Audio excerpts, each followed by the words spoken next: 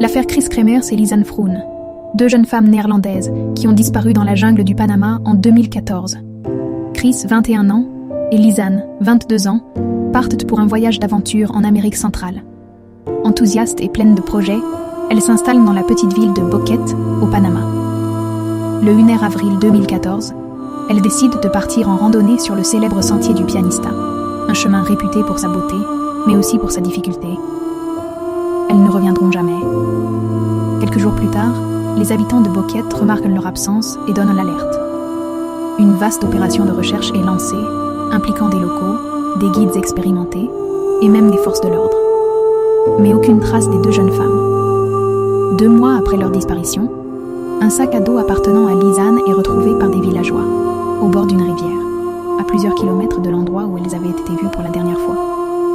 Le sac contient leur téléphone, des lunettes de soleil, de l'argent et une bouteille d'eau.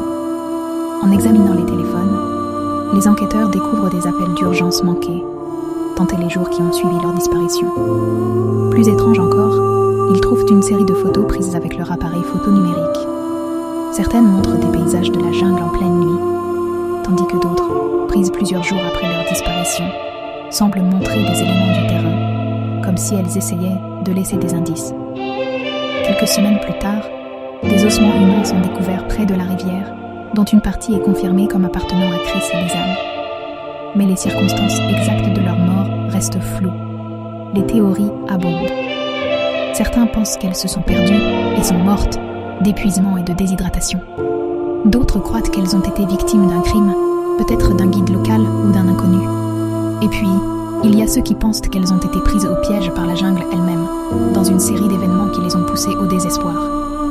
Mais ce mystère reste entier.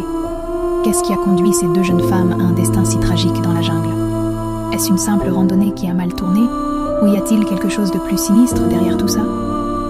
Toi, tu en penses quoi? Perdu dans la nature? Ou victime de quelque chose d'encore plus sombre?